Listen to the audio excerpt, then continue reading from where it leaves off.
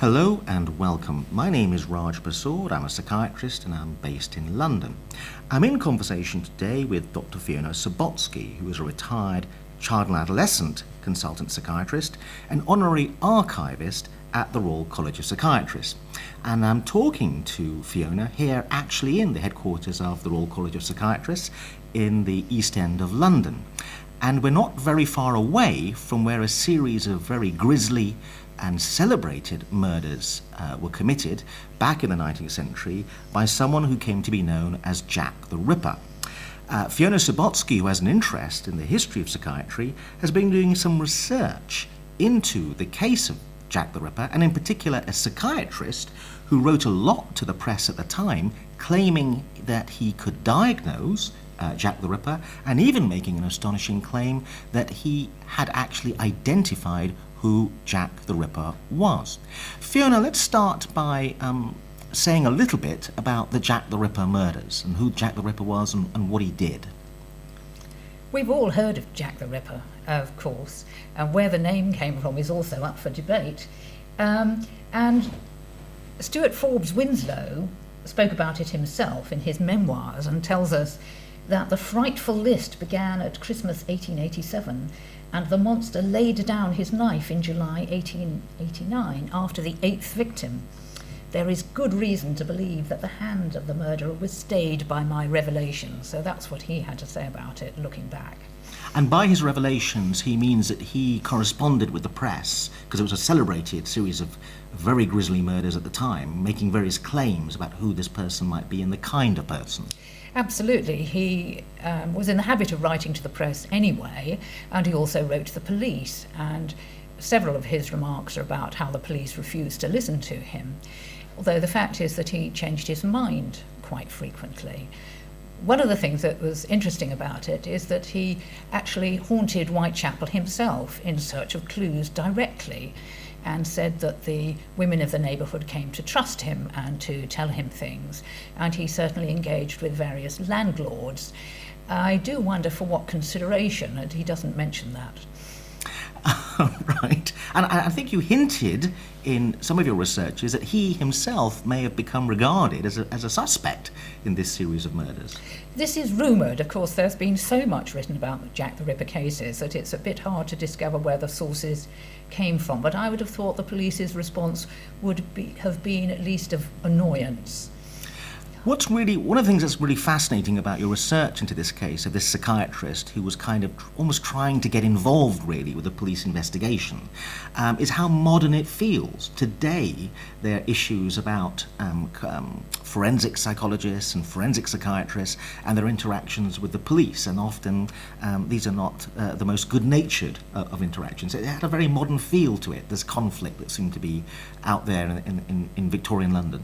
Indeed, and some of his comments seem quite apropos, that his final conclusions about Jack the Ripper was that he was a homicidal maniac, that's the phrase he's using, and was probably driven by religious ideas to be attempting to wipe out the population of prostitutes, evil women, and that he possibly felt that he was receiving his commands from God. Well, that seems all pretty modern and reasonable, in fact. So it does, yeah, as you say, sometimes it has a modern ring to it. And he was a forensic psychiatrist of quite long standing, that's to say, of appearances in court, always defending on grounds of insanity. That was his specialty, essentially. So he wanted to get involved in this case, and he had a lot of ideas about who this person might be, and was kind of diagnosing it. The diagnosis, as you say, sounds very modern. But one of the things that's peculiar about this case, in terms of the motivation and the kind of person involved, was the nature of the murders. This person was never caught, and the murders were horrible. These women were eviscerated, and that's partly why this nickname occurred of Jack the Ripper. Could you say a bit about the nature of the murders themselves? Because that's part of the reason why they've kind of entered folklore. Yes, I think at the beginning the full details of how the women had been attacked weren't released, and at the beginning Forbes Winslow thought that it was possibly somebody with epilepsy and that they would have no idea of what they'd done and then return to normal life. As it became clearer that there was a modus operandi with the possibly skilled evisceration, yes, his thoughts, like other people's, turned to, could it have been a surgeon, could it have been a butcher? And it was about this time that he wrote another of his theories, which was a bit of a Jekyll and Hyde sort of thing. That is to say that it was the work of a gentleman who normally lived in the West End and then travelled to the East End and then travelled back to his ordinary life. So he had a sort of series of not always consistent theories. Let's go back now and talk about this man himself, this psychiatrist. He had a peculiar name. Tell us a bit about him and his background. He was first came into life and was called Littleton Stewart Winslow, and the Forbes came in later. The reason for that being was that his father was called Forbes Benignus Winslow. I'll refer to him as Benignus because it is really, really confusing. And his father was an important psychiatrist in the early part of the 19th century and had in fact himself been the president of the Medico-Psychological Association. So he wasn't a founder member, but he soon became very involved, though there were problems. His father was a celebrated psychiatrist and was involved in perhaps one of the most famous forensic psychiatry cases of all time, the case of McNorton.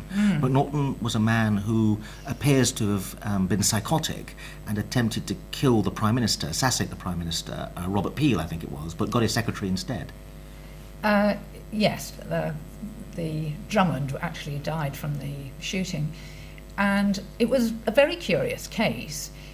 In fact, Forbes Winslow, this is the Benignus one, was indeed called on by the judge for his opinion. He hadn't actually been engaged by either the defence or the prosecution. He was sitting in the court listening. And he said that McNorton was certainly insane. And it's following that that the McNorton rules were developed, although they remain pretty unclear, frankly. However, his son certainly wishes to remember his father by his involvement in the case. Obviously, it's not the core part of what we want to talk about, but it is important to just touch a little bit on this notion of what the McNorton rules are, which is this notion that if someone commits a terrible crime like a homicide, the McNorton rules involve is this person so unwell psychiatrically that they couldn't know or didn't know the difference between right and wrong? Something along those lines? Something along those lines, and attempts to elucidate it more to myself actually remain obscure. And how necessary it was is also not clear, because prior to that, insanity, which was clearly recognised, had certainly been taken at least in mitigation, if not a reason for the person not to be able to stand trial. But certainly it led to it led to the whole branch of forensic psychiatry, essentially. And even today, this case is so important, you hear psychiatrists and lawyers refer to things like McNorton madness. Is this person so unwell that they would be regarded as McNorton mad? Do they fit into the McNorton rules? So that's how important this case is. I think exactly so, that these things continue to have their importance. And I think if one looks at the case of the Yorkshire Ripper, the discussions at the trial seem to have been very, very similar to 19th century ones, frankly. And you see this also in other cases that Winslow was involved in, that the enormity of the crime was taken as a sign of guilt and you mustn't defend for reasons of insanity. That was fairly common. The other thing that really comes over from your research and is quite astonishing is to think of this case is going on and this psychiatrist is in the sort of public gallery. He's come along to observe and the judge asks him to come and give evidence. And that tells us perhaps, I don't know whether you agree, how eminent this psychiatrist must have been, that the judge should pick him out from the crowd and say, we'd like to hear your opinion. But it does seem very peculiar. He turns up as a member of the public, as it were, to watch the case and gets called in and gets involved and the judge calls him out. It is curious, and one feels there must have been wheels within wheels about that. Who knew who? Because he seems to have become certainly eminent afterwards, but as you say, interesting that he should be spotted and somebody whispered in the judge's ear. I don't know. Yeah. Do you think that would happen today? I'm asking a slightly mischievous question. That someone would whisper in a judge's ear, "Oh, there's a psychiatrist in the court." Because in a way, actually, what's fascinating about it is the beginning of the fact that psychiatrists get called in a standard way now, rather than just loitering in the court and being called in. It's a key moment in the history of psychiatry, because from that point onwards, they get involved and are called as expert witnesses for the defence and the prosecution.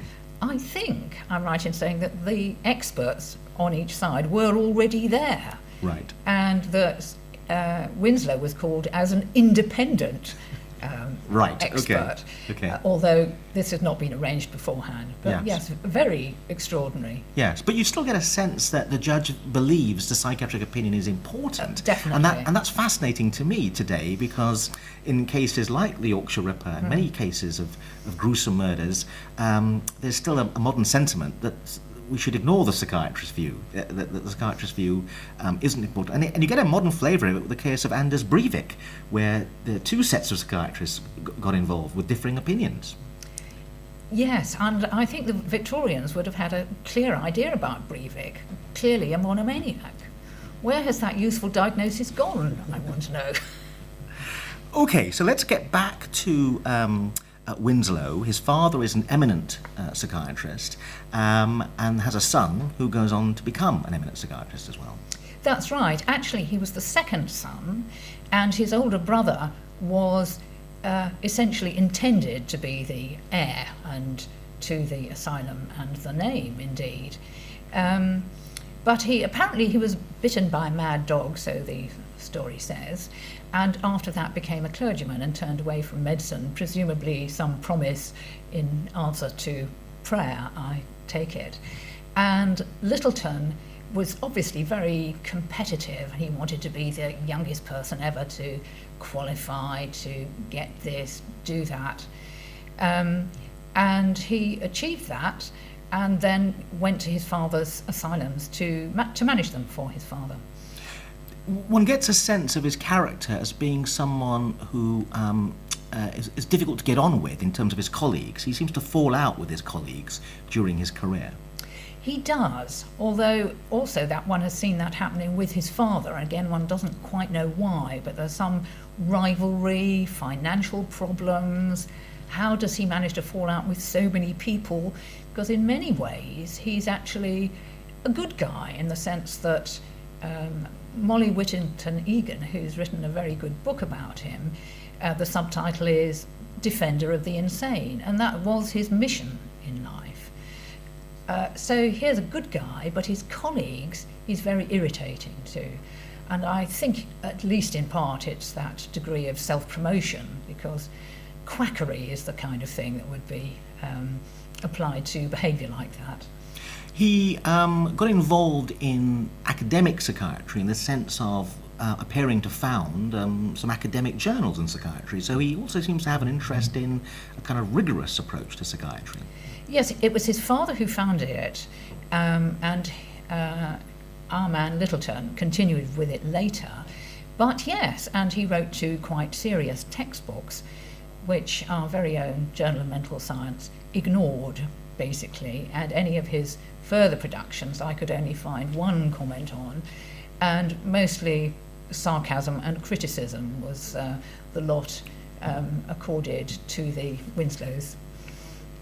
So in terms of getting a sense of the continuity through history, one of these journals goes on, is that right, to become the current British Journal of Psychiatry?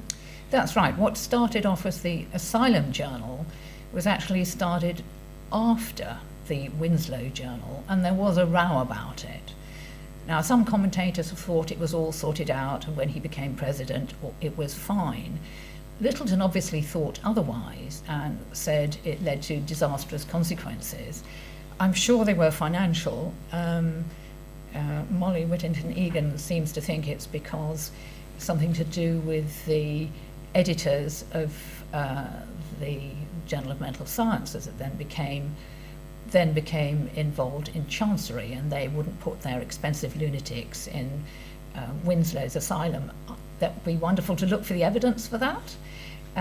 But it may have been just that there wasn't enough room for the market for 2 lots of journals. And it's true that the Winslows had put a lot of money into their journal, and it did essentially fail. So you get a sense, which is a very modern sense, of rivalry between academic journals and academic approaches to psychiatry. The other flavour one gets is the sense of what's referred to as private madhouses, which seem to be businesses, and that psychiatrists want to self-promote in order to attract wealthy patients, or at least patients who have wealthy relatives who can pay for incarceration. Yes, I think that's right. And again, another source of investigation. I wonder why those 2 asylums failed. One of my guesses, I would have to look into it further, is that there was a move against the private madhouses because of conflicts of interest. Some people who ran private madhouses did very well. They're the ones who tended to have mass pauper contracts in addition. I think that the Sussex and Brandenburg houses did not, and I think that's possibly why they didn't succeed in the long run, although there was a family row which in a sense deprived Littleton of his inheritance, and those particular asylum houses closed down and moved to Catford, but not with him having anything to do with it. At the end of his life, the British Medical Journal has some rather unkind comments to make about this psychiatrist. They did, and I wonder who wrote it, possibly another psychiatrist. It more or less implied that he was less popular with his colleagues than the public, which is no doubt true. Do you think the publicity around the Jack the Ripper case and the fact that he was trying to get into the papers and did get into the papers contributed to that rather sour note at the end of his life? Well, I do think so, because I also looked up references to Jack the Ripper in the Journal of Mental Science to see if there was any separate comment on the case. And there wasn't. There were 1 or 2 patients who came up with related delusions and accounts of their cases. But there was absolutely no comment on the case professionally in the Journal of Mental Science. Whereas in New York, it's clear that Littleton Stewart Forbes Winslow had become quite famous, was highly respected, and was called on to comment. And in fact, his final revelations, so-called, about Jack the Ripper, appeared first in the American press, much to the annoyance, essentially, of the police in Britain, who felt if it was such a wonderful tip-off, perhaps they should have heard it first.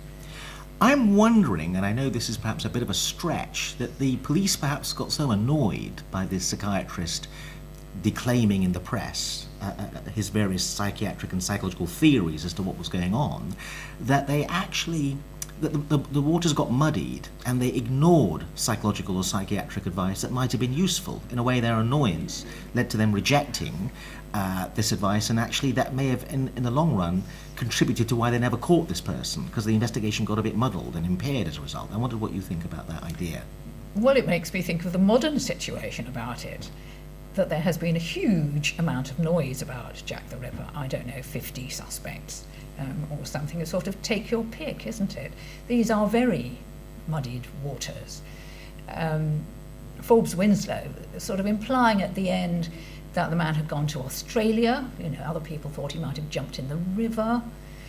Forbes Winslow actually publishes in his memoirs facsimiles of letters from Jack the Ripper, which are quite interesting to see. These are almost certainly hoaxes, possibly from journalists themselves who wanted to hype the sensation for their own sales. So it was all not the poor police, but certainly between the journals and the journalists, the newspapers, and people like Stewart Forbes Winslow. It was a sort of collusion, essentially. But he does get involved, and at the risk of getting excited by the press coverage even today, he does get involved in what seems the most exciting clue in the Jack the Ripper case, which is he claims to have found Jack the Ripper's shoes or galoshes, and he thinks that he, using a magnifying glass, can identify blood on some of the items that he found. Yes, indeed, including on one of the letters. Actually, he's quite careful in his memoirs to describe these more as exciting clues than really to insist, this is sometime later, that they actually had a bearing on the case. And I think there's an illustration of the galoshes, which is one of the newspapers presented this, which is really quite funny. But again, I think they were provided by a landlord, and in return for what is what I wonder. I mean, if you were in very poor circumstances in the East End of London and it was heard that somebody was looking for clues, well, you might oblige and provide them, I think. But I think that his search after landlords was not entirely foolish, and it may have been that the Ripper was moving around and moving on. Whether that muddled the police or not, I don't know. The psychiatrist doesn't seem to have had in the end a successful career because you've uncovered that he didn't really leave very much money in his will. No, he only left £27, and although in a sense we don't know quite what that is in modern money, I do know what the other psychiatrists who ran asylums left in their wills, and it was a great deal more. So I think he did not do well. Why was that? What happened? I don't know. He did. He remarried, and perhaps business fell off. He had given up asylum practice. His work was in the courts, and perhaps that was fading. The Victorians do seem to be much more sympathetic to the idea of mental illness as a defence, and they seem to be more sympathetic to mentally ill people who might have committed crimes compared to the modern press or the modern view. What are your thoughts about that? That's partly true. One of the cases that he describes, and I also found covered in the Journal of Mental Science, there was Littleton's view, which was that the case should be defended on the grounds that there was insanity. Other psychiatrists involved disagreed and said any insanity apparently evident was possibly in response to the circumstances. That's to say, if you were found out and locked up from some horrific crime, it wouldn't be surprised if you were a bit depressed, that sort of thing. Sometimes the general public, yes, was more sympathetic. I think there was a young woman who might have had learning difficulties that the public was quite sympathetic to. Nevertheless, she had apparently attempted to poison her sister twice, and the evidence was fairly strong. And that even went to Parliament, and there were big rows about it. Nonetheless, in the end, she was hanged. So, looking back on this case, you have psychiatrists who disagree vigorously. They disagree in the journals, they disagree in court. You have a case which grabs the public imagination, and the press are all over it. The press are printing psychiatric opinions and as to what might be going on, the motivation, and the police are annoyed by psychiatric involvement. It all has a very modern feel to it. I think it does, yes, in many ways, and even the asylum connections do, to be perfectly frank. So, what do you think? What do you take away from this story, and also what surprised you most as you were researching it? What surprised me most? Partly his